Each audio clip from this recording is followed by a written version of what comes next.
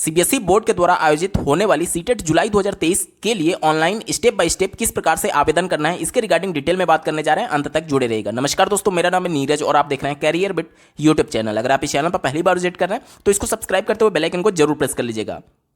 सबसे पहले official website ctet.nic.in पर आपको विजिट करना है। उसके बाद से देखिए यहाँ पर आपको लेटेस्ट न्यूज वाले सेक्शन में यहाँ पर आपको दिख रहा होगा अप्लाई फॉर सीटेट जुलाई 2023, इस पर आपको क्लिक कर देना है। देखिए अप्लाई फॉर सीटेट जुलाई 2023, इस पर आपको क्लिक कर देना है। उसके बाद से यहाँ पर आपको एक और लिंक दिया गया है रेड कलर से, अप्लाई फॉर सीटेट जुलाई 2023, इस पर आपको क्लिक कर देना है। इसके बाद से यहाँ पर एक नया पॉपअप आपकी स्क्रीन पर जनरेट होगा जिसमें आपसे बोला जाएगा कि आप एक नए वेबसाइट पर रीडायरेक्ट होंगे। तो यहाँ पर आपको सिंपली ओके पर क्लिक कर देना है। नए पेज में आपको दो लिंक दिया गया है। पहला यहाँ पर देख सकते हैं न्यू रजिस्ट्रेशन करके, और अगर आपने रजिस्ट्रेशन कर लिया है तो एप्लीकेशन नंबर पासवर्ड यहाँ पर फिल करके आपको साइन इन करना होगा। तो अगर आप पहली बार रजिस्ट्रेशन करने जा रहे हैं जुलाई 2023 के लिए तो आपको न्यू रजिस्ट्रेशन पर क्लिक कर देना है। देखिए यहाँ पर जैसे ही आप क्लिक करेंगे एक नया वेब पेज आपके सामने ओपन हो जाएगा जिसमें आपको बताया जाएगा आपकी फीस वगैरह के बारे में। अगर आप एक सीटेट पेपर 1 के लिए या फिर पेपर 2 के लिए केवल एक पेपर के लिए अप्लाई करना चाहते हैं और जनरल ओबीसी से बिलोंग करते हैं तो आपको 1000 रुपये पेमेंट करना होगा। और अगर आप दोनों पेपर के लिए अप्लाई करना चाहते हैं तो 1200 रुपये आपको पेमेंट करना होगा। और अगर आप SC ST या फिर डिफरेंटली एबल्ड पर्सन है तो पर पेपर 500 रुपये, और अगर दोनों एक साथ अप्लाई करना चाहते हैं तो 600 रुपये आपको पेमेंट करना होगा। ठीक है, उसके बाद से आपको नीचे स्क्रॉल डाउन होना है। यहाँ पर आपको एक चेकबॉक्स दिख रहा होगा, इस पर टिक करते हुए आपको क्लिक हियर टू प्रोसीड, नीचे जो लिंक दिया गया इस पर आपको क्लिक कर देना है। उसके बाद से आपके सामने कुछ इस प्रकार से वेब पेज ओपन हो जाएगा जिसमें आपसे आपका नाम, father name, mother's name, date of birth, gender, identity type और आइडेंटिफिकेशन नंबर, ये सब कुछ पूछा जाएगा। इसके बाद से नीचे आपका कॉन्टैक्ट डिटेल मतलब कि आपका एड्रेस वगैरह पूछा जाएगा। उसके नीचे आप जाएंगे तो परमानेंट एड्रेस पूछा जाएगा। अगर आपका प्रेजेंट और परमानेंट एड्रेस बिल्कुल सेम है तो आप यहाँ पर चेक बॉक्स टिक करेंगे तो दोनों में यही सेट हो जाएगा। उसके बाद से पासवर्ड भर करके आपको सबमिट बटन पर क्लिक कर देना है।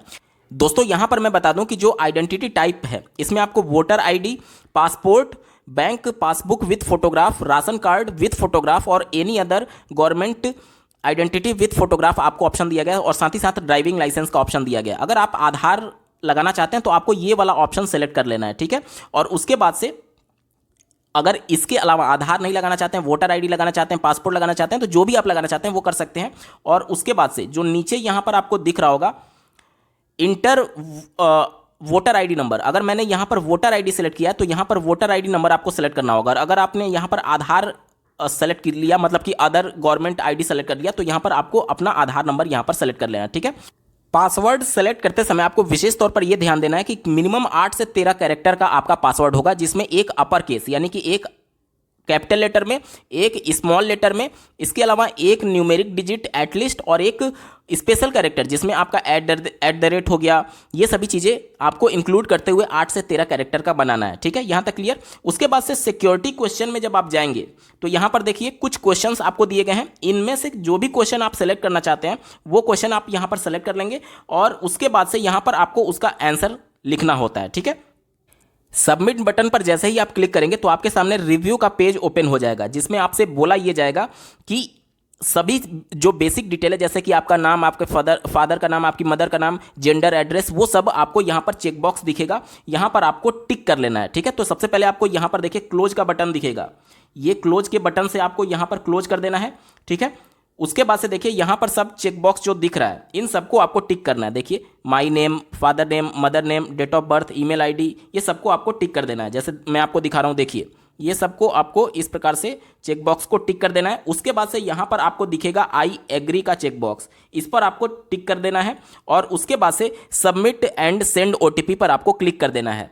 उसके बाद से एक नया पॉपअप जनरेट होगा जिसमें आपसे बोला जाएगा कि do you wish to submit registration form and get OTP, तो आपको यस पर क्लिक कर देना है। ठीक है, आपने जो मोबाइल नंबर दिया था इस मोबाइल नंबर पर आपको एक OTP सेंड किया गया है, और अगर आपको OTP नहीं मिला है तो कुछ समय बाद यहाँ पर आप रीसेंड OTP पर क्लिक करके फिर से OTP प्राप्त कर सकते हैं, और उस OTP को आपको यहाँ पर फिल करना है और सबमिट रजिस्ट्रेशन फॉर्म पर आपको क्लिक कर देना है। उसके बाद से देखिए ये आपका जो रजिस्ट्रेशन का फर्स्ट स्टेप है वो कंप्लीट हो चुका है। देखिए यहाँ पर रजिस्ट्रेशन कंप्लीटेड लिख करके आ गया। उसके बाद से एप्लीकेशन फॉर्म और उसके बाद से फी पेमेंट आपको करना है। तो इसके लिए सबसे पहले तो आपको अपना मोबाइल नंबर और जो ईमेल आईडी है वो वेरीफाई आपको विशेष तौर पर कर लेना है। यहाँ पर देखिए मोबाइल नंबर आपका वेरीफाइड हो चुका है, लेकिन ईमेल आईडी अभी तक वेरीफाई नहीं है। तो आपको करना क्या है कि सबसे पहले ईमेल वेरीफाई ईमेल पर आपको क्लिक कर देना है। ये आपको एक नए पेज पर रीडायरेक्ट कर देगा, जिसमें आपका जो ईमेल आईडी है वो आपके स्क्रीन पर इस प्रकार से शो होने लगेगा। देखिए ये ईमेल आईडी आपका आ जाएगा। उसके बाद से कैप्चा कोड दिख रहा है, इस कैप्चा कोड को यहाँ पर सिक्योरिटी पिन को यहाँ पर फिल कर देना है। देखिए जैसे ही आप सबमिट बटन पर क्लिक करेंगे तो आपके सामने इस प्रकार का एक पॉपअप जनरेट होगा, जिसमें बताया जा रहा है कि एक ओटीपी आपके ईमेल आईडी पर सेंड कर दिया गया है। तो यहां पर आप ओके करेंगे और जो ईमेल आईडी था उसको आप ओपन करके यहां पर ओटीपी फिल करेंगे। उसके बाद से वेरीफाई बटन पर आपको क्लिक कर देना है। आगे के प्रोसेस के लिए आपको यहां पर एक लिंक दिया गया है, कंप्लीट एप्लीकेशन फॉर्म, इस पर आपको क्लिक कर देना है। ये आपको एक नए वेब पेज पर रीडायरेक्ट कर देगा। देखिए यहाँ पर अभी पर्सनल डिटेल आपको फिल करना है। अप्लाई फॉर किसके लिए आप अप्लाई करना चाहते हैं, क्वालिफिकेशन डिटेल, फोटोग्राफ और सिग्नेचर को अपलोड करना है और सिटी डिटेल को यहाँ पर अपलोड करना है, मतलब कि फिल करना है। उसके बाद से फाइनल सबमिट आप कंप्लीट करेंगे तब जाकर के आपका पूरा फॉर्म कंप्लीट होगा। उसके बाद से नीचे आपको पर्सनल डिटेल दिख रहा होगा, इस पर आपको क्लिक कर देना है।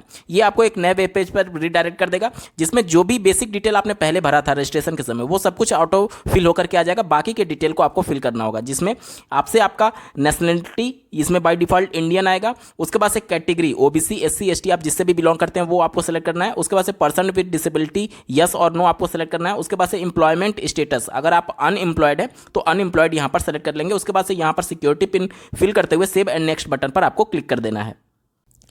पर्सनल डिटेल फिल होने के बाद से आप अप्लाई फॉर वाले सेक्शन पर आ जाएंगे। इसके बाद से देखिए यहाँ पर आपसे पूछा जा रहा है कि आप किसके लिए अप्लाई करना चाहते हैं। जब इस पर आप क्लिक करेंगे तो आपके सामने 3 ऑप्शन खुलेंगे, paper 1 class 1 to 5th, paper 2 class 6 to 8th और बोथ पेपर 1 एंड पेपर 2। तो अगर आप दोनों के लिए अप्लाई करना चाहते हैं तो आपको नीचे वाले ऑप्शन को सेलेक्ट कर लेना है।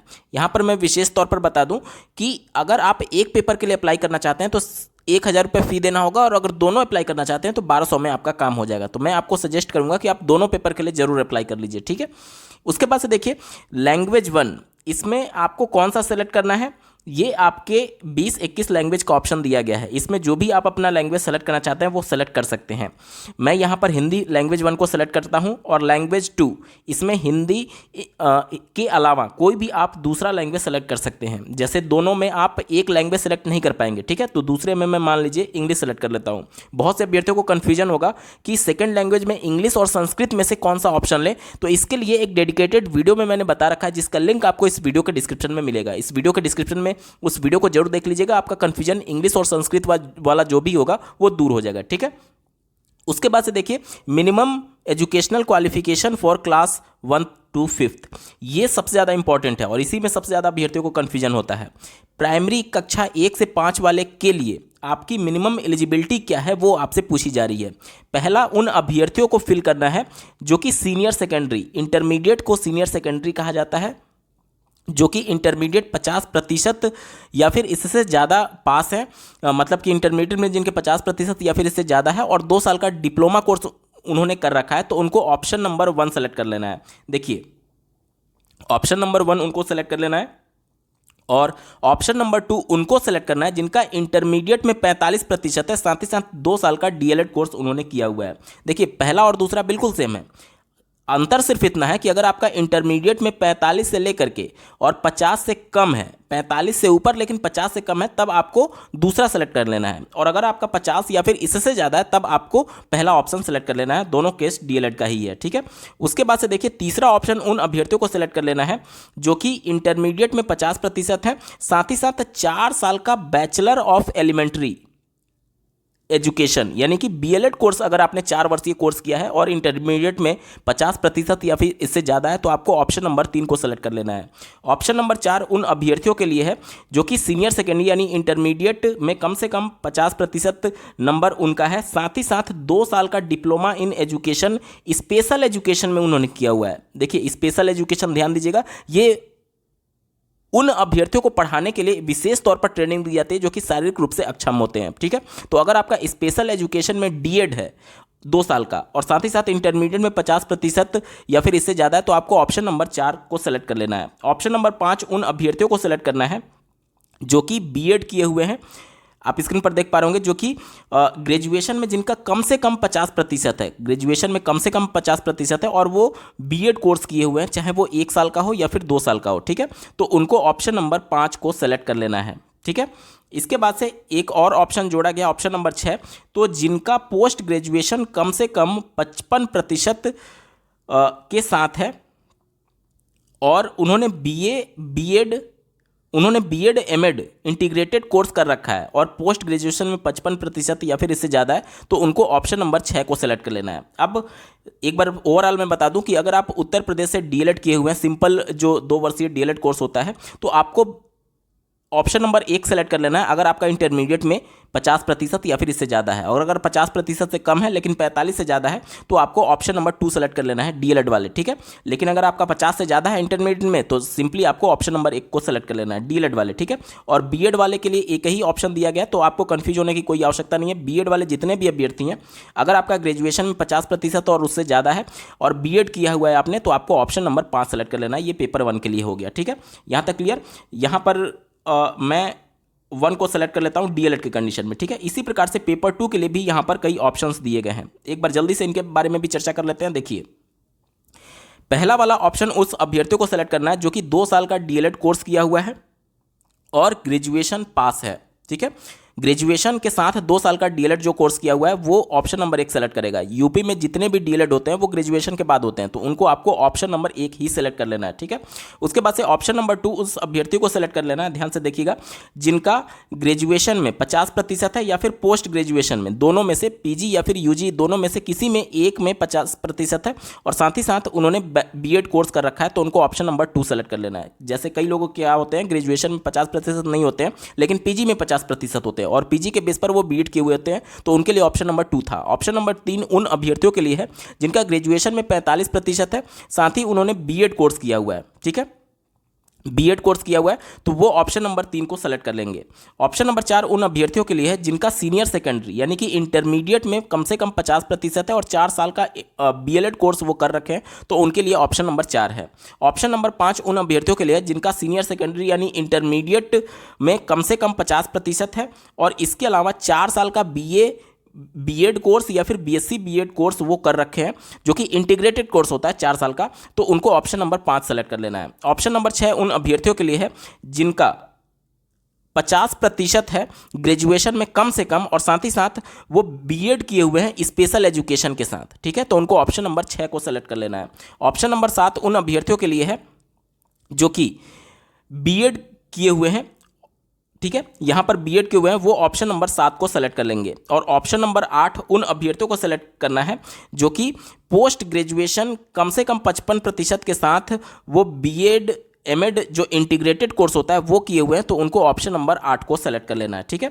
तो उम्मीद करता हूं आपके सभी डाउट क्लियर हुए होंगे इसके रिगार्डिंग। तो डीएलएड कैंडिडेट को इसमें भी ऑप्शन नंबर 1 को सेलेक्ट कर लेना है, ठीक है, यहां तक क्लियर। उसके बाद से देखिए subject offered for paper 2, subject offered for paper 2 mathematics and science और सोशल साइंस, यहाँ पर 2 ऑप्शन आपको दिखेंगे, तो आप अपने हिसाब से इसमें से कोई भी सिलेक्ट कर सकते हैं। अगर आप कंफ्यूज्ड हैं तो इसके रिगार्डिंग भी एक डेडिकेटेड वीडियो मैंने बना रखा है जिसका लिंक आपको इस वीडियो के डिस्क्रिप्शन में मिल जाएगा। तो यहाँ पर कैंडिडेट के हिसाब से मैं मैथमेटिक्स एंड साइंस वाला ऑप्शन को सेलेक्ट कर लेता हूँ। उसके बाद से यहाँ पर 2 ऑप्शन आपको दिखेंगे, डिप्लोमा इन एजुकेशन और दूसरा डिग्री इन एजुकेशन। तो अगर आपने डीएलएड कोर्स किया है तो इस पर आप टिक करेंगे और अगर आपने बीएड किया हुआ है तो इस पर आप टिक करेंगे, ठीक है। तो यहाँ पर जिस कैंडिडेट के लिए मैं ये अप्लाई कर रहा हूँ वो डीएलएड किए हुए हैं, तो यहाँ पर मैं टिक कर देता हूँ। उसके बाद से नीचे आप यहाँ पर सिक्योरिटी पिन ये वाला फिल करके सेव एंड नेक्स्ट बटन पर आपको क्लिक कर देना है। इसके बाद से देखिए कॉन्टैक्ट डिटेल वाले, पर्सनल डिटेल, अप्लाई फॉर, ये 3 जो ऑप्शन थे वो आपने कंप्लीट कर लिया है। अब आप चौथे ऑप्शन पर आ चुके हैं, क्वालिफिकेशन डिटेल। अब आपको अपना क्वालिफिकेशन यहाँ पर फिल करना है। सबसे पहले आपको यहाँ पर पास स्टेटस पूछा जा रहा है, जैसे कि अगर आप बीएड अपीयरिंग में है या फिर डीएलएड अपीयरिंग में है तो आपको यहाँ पर अपीयरिंग सेलेक्ट करना होगा। और जैसे ही आप यहाँ पर अपीयरिंग सेलेक्ट करते हैं, देखिए अपीयरिंग सेलेक्ट करने के बाद से यहाँ पर जो मार्क्स के डिटेल हैं वो आपसे नहीं पूछा जाएगा, लेकिन जैसे ही अगर आपने कंप्लीट कर लिया है डीएलएड या फिर बीएड तो आपको यहाँ पर पास सेलेक्ट करना होगा। और जैसे ही आप पास सेलेक्ट करेंगे तो यहाँ पर आपसे आपका मार्क्स का डिटेल पूछा जाएगा, ठीक है। पास सेलेक्ट करने के बाद से यहाँ पर आपका ईयर ऑफ पासिंग पूछा जा रहा है कि किस वर्ष आपने पास किया है, तो आप अपने अकॉर्डिंग भर दीजिएगा। यहाँ पर मैं 2022 भर देता हूँ, ठीक है, 2022 मैंने भर दिया। और यहाँ पर कोर्स और स्ट्रीम पूछा जा रहा है, तो चूंकि मैंने पहले ही डीएलएड को सेलेक्ट किया था, तो यहाँ पर बाय डिफ़ॉल्ट आप देखेंगे, बाय डिफ़ॉल्ट यहाँ पर डीएलएड ही आएगा। देखिए एलिमेंट्री, देखिए एजुकेशन, एलिमेंट्री एजुकेशन, तो यहाँ पर आपको ये सेलेक्ट कर लेना है, ठीक है।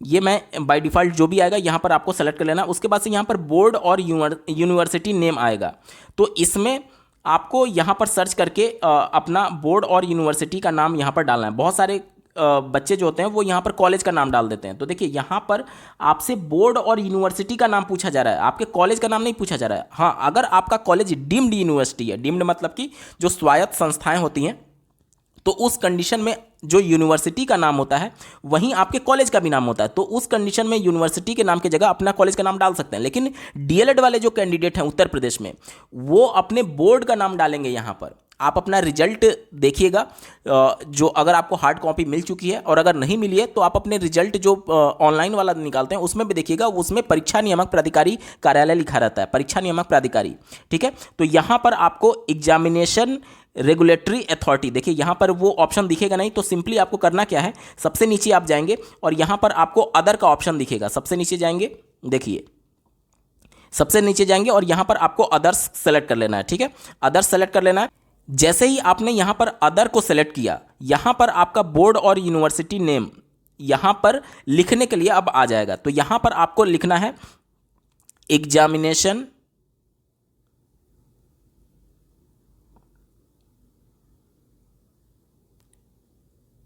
Regulatory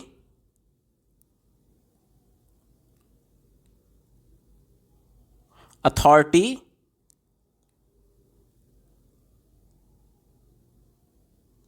Prayagraj.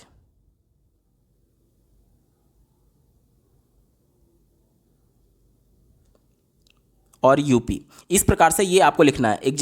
Examination regulatory authority यानी परीक्षा नियामक प्राधिकारी, इसका पूरा हिंदी में नाम होता है। और यहीं एग्जामिनेशन रेगुलेटरी अथॉरिटी आपके रिजल्ट पर भी मेंशन होता है, तो आप बोर्ड में एग्जामिनेशन रेगुलेटरी अथॉरिटी डाल सकते हैं। बहुत सारे अभ्यर्थी का ये कन्फ्यूजन होता है कि अगर मैंने यहाँ पर मान लीजिए SCERT डाल दिया तो क्या ये गलत है? गलत नहीं है, लेकिन आपके रिजल्ट पर, जैसे आप यूपी बोर्ड का रिजल्ट देखेंगे तो उस पर जो माध्यमिक शिक्षा बोर्ड होता है उसका नाम लिखा गया रहता है, और इसी प्रकार से सीबीएसई बोर्ड देखेंगे तो जो आपके रिजल्ट पर सीबीएसई बोर्ड लिखा रहता है, तो आपके रिजल्ट पर जो बोर्ड लिखा है वो एक तरीके से आपको यहाँ पर मेंशन करना होता है। तो आप अब डीएलएड किए हुए हैं तो आपके रिजल्ट पर एग्जामिनेशन रेगुलेटरी अथॉरिटी प्रयागराज लिखा होगा, तो वहीं आपको यहाँ पर मेंशन करना होगा, ठीक है। और अगर SCRT आपने लिख दिया तो ऐसा नहीं है कि ये गलत हो गया है, ठीक है, ये भी गलत नहीं है। लेकिन आपको, अगर आपने अभी तक आवेदन नहीं किया तो आपको कोशिश ये करना चाहिए कि जो आपके रिजल्ट पर मेंशन है वो आपको यहाँ पर डालना चाहिए, ठीक है।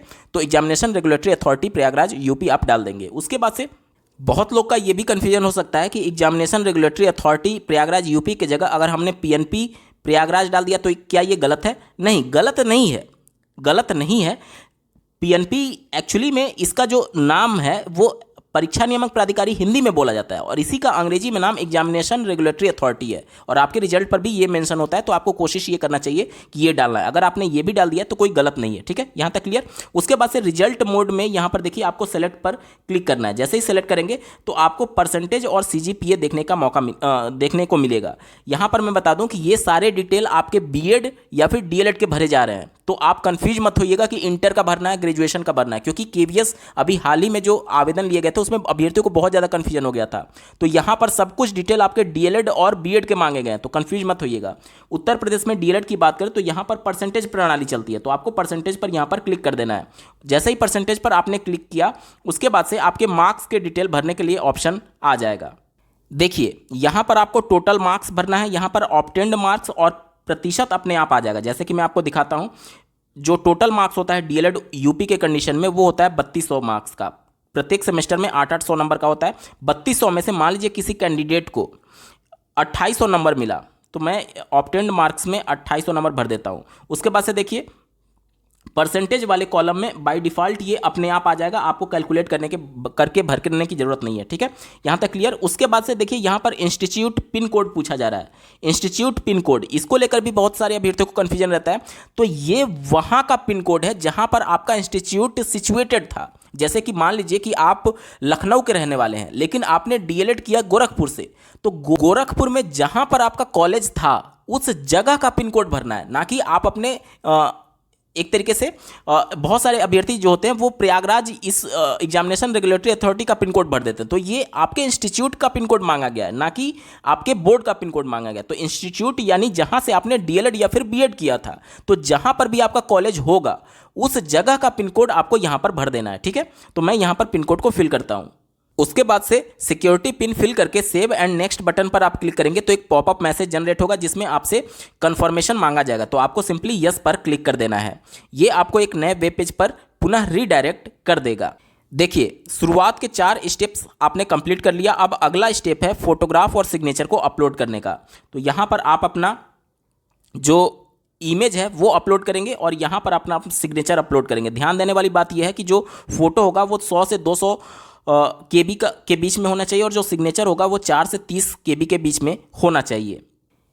यहाँ से चूज फाइल करेंगे तो आपका जहाँ पर भी इमेज होगा आपका डिवाइस आपको वहाँ पर ले जाएगा। उसके बाद से यहाँ पर उस फाइल का नाम आ जाएगा और यहाँ पर एक्शन बटन की जगह अपलोड का आ जाएगा। अपलोड पर जैसे ही आप क्लिक करेंगे तो यहाँ पर देखिए ये लिंक एक्टिवेट हो जाएगा। अगर आप इमेज जो अपलोड कर चुके हैं इस पर क्लिक करके देख सकते हैं। और इसी प्रकार से आप अपना सिग्नेचर भी अपलोड कर देंगे तो यहाँ पर ये आ जाएगा। इतना प्रोसेस कंप्लीट होने के बाद से नीचे आपको जाना है और यहाँ पर आप अपना सिक्योरिटी पिन फिल करके सेव एंड नेक्स्ट बटन पर क्लिक कर देंगे। देखिए, अपलोड फोटो एंड सिग्नेचर वाले स्टेप तक सारे स्टेप आपने कंप्लीट कर लिए हैं। अब इसके बाद से आपको अपना स्टेट को सेलेक्ट करना है और कहाँ पर आप एग्जामिनेशन सेंटर चाहते हैं वो आपको सेलेक्ट कर लेना है। तो सबसे पहले स्टेट वाले पे मैं सेलेक्ट करता हूँ और मान लीजिए मैं उत्तर प्रदेश को सेलेक्ट कर लेता हूँ। ठीक है, उसके बाद से यहाँ पर आपको अपना एग्जामिनेशन सेंटर को सेलेक्ट कर लेना है। तो एग्जामिनेशन सेंटर, एग्जामिनेशन सिटी आप अपना सेलेक्ट कर लीजिएगा। जैसे कि मैं बाय डिफ़ॉल्ट मान लीजिए आगरा को सेलेक्ट करता हूं, तो यहाँ पर आपका डिटेल दिखा देगा कि टोटल कितनी कैपेसिटी है आगरा में एग्जामिनेशन की, कितने टोटल लोगों ने आवेदन कर लिया है और कितनी सीटें अभी वैकेंट है। तो अगर आप अपने ज़िले में एग्जामिनेशन सेंटर चाहते हैं तो जल्दी से जल्दी आवेदन कर दीजिएगा, क्योंकि पहले आओ पहले पाओ के तर्ज पर ये इस बार भी आवेदन हो रहे हैं। ठीक है, उसके बाद से ये सिक्योरिटी पिन आपको यहाँ पर फिल करते हुए सेव एंड नेक्स्ट बटन पर क्लिक कर देना है। उसके बाद से कुछ इस प्रकार से पॉपअप मैसेज जनरेट हो जाएगा जिसमें आपसे पूछा जाएगा कि आप अपना फाइनल सबमिट करना चाहते हैं। तो यहाँ पर आपको क्लोज कर देना होगा और उसके बाद से नीचे स्क्रॉल डाउन हो करके सभी डिटेल को आप अपने मैच कर लीजिएगा। उसके बाद से यहाँ पर देखिए, यहाँ पर जितने भी डिटेल हैं इन सबको जो चेकबॉक्स दिया गया इस पर आपको टिक करना है, यानी कि आपने कंफर्म कर लिया कि ये सभी डिटेल सही है। इस प्रकार से सबको आप चेकबॉक्स पर टिक कर देंगे। उसके बाद से यहाँ पर डिक्लेरेशन जो दिया गया है इसको पढ़ लीजिएगा और इस डिक्लेरेशन को पढ़ने के बाद से यहाँ पर आई एग्री पर क्लिक कर देना है। और उसके बाद से नीचे जो यहाँ पर बटन दिया गया है फाइनल सबमिशन का, तो यहाँ पर आपको फाइनल सबमिट कर देना है। उसके बाद से आपसे पूछा जाएगा कि क्या आप वाकई में सबमिट करना चाहते हैं, तो यस पर आपको क्लिक कर देना है। देखिए, आपका रजिस्ट्रेशन फॉर्म और व्यू एप्लीकेशन फॉर्म दोनों कंप्लीट हो चुका। अब केवल फ़ी पेमेंट आपका बाकी है, फ़ी पेमेंट बाकी है। तो फ़ी पेमेंट करने के लिए यहाँ पर आप देख सकते हैं, अगर आपने अपना ईमेल आईडी अभी तक वेरीफाई नहीं किया है तो यहाँ पर पहले आपको ईमेल आईडी वेरीफाई करने के लिए बोला जाएगा। ठीक है, तो यहाँ पर जैसे ही आप क्लिक करेंगे तो आपका ईमेल आईडी यहाँ पर शो हो जाएगा और उसके बाद से यहाँ पर जो सिक्योरिटी पिन दिया गया है इसको फिल करते हुए आपको सबमिट बटन पर क्लिक करना होगा। ओटीपी सबमिट करने के बाद से यहाँ पर आपको मैसेज जनरेट हो जाएगा, your email ID is verified successfully. उसके बाद से आपको यहाँ पर क्लिक करना है, click here to go home. इस पर जैसे ही आप क्लिक करेंगे तो आप इस पेज पर आ जाएंगे और यहाँ पर अब आपका फ़ी पेमेंट का जो लिंक है वो एक्टिवेट कर दिया गया है। यहाँ पर देखिए, इस पर आपको क्लिक कर देना है। जैसे ही क्लिक करेंगे तो ये आपको आपके पेमेंट गेटवे पर ले जाएगा। ठीक है, यहाँ पर आप देख सकते हैं ऑनलाइन पेमेंट का जो रेडियो बटन है इस पर आपको क्लिक कर देना है और प्रोसीड फॉर पेमेंट पर क्लिक करना है, फिर ओके कर देना है। इसके बाद से ये पेमेंट गेटवे आपके लिए ओपन हो जाएगा। फिर से यहाँ पर आप देख लीजिए, any debit card, credit card, net banking जिससे भी आप पेमेंट करना चाहते हैं, इस रेडियो बटन पर आप टिक करेंगे और प्रोसीड फॉर पेमेंट पर आप क्लिक कर देंगे। उसके बाद से देखिए ये पेमेंट गेटवे आपके लिए ओपन हो जाएगा और जिस भी माध्यम से चाहें आप, डेबिट कार्ड के माध्यम से, क्रेडिट कार्ड के माध्यम से, नेट बैंकिंग के माध्यम से, यूपीआई के माध्यम से, क्यूआर कोड के माध्यम से, सबसे आपके पास ऑप्शन आ गया है, आप यहाँ से डायरेक्टली पेमेंट कर सकते हैं। ठीक है, तो इस प्रकार से पूरा प्रोसेस है, आप स्टेप बाय स्टेप ऑनलाइन आवेदन कर सकते हैं। अगर आप सीटेट की परीक्षा में बेहतर मार्क्स स्कोर करना चाहते हैं तो प्रीवियस ईयर पेपर बहुत ज़्यादा इंपॉर्टेंट है, और इस वीडियो के डिस्क्रिप्शन में आपको प्रीवियस ईयर जितने भी ऑनलाइन पेपर हुए हैं सबका complete paper solution step by step और शिफ्ट वाइज के साथ साथ सब्जेक्ट वाइज डिटेल में दिया गया है। इस वीडियो के बाद इस वीडियो का डिस्क्रिप्शन जरूर चेक करिएगा। इस वीडियो को देखने के लिए आपका बहुत बहुत धन्यवाद। भगवान करे आपका दिन शुभ हो।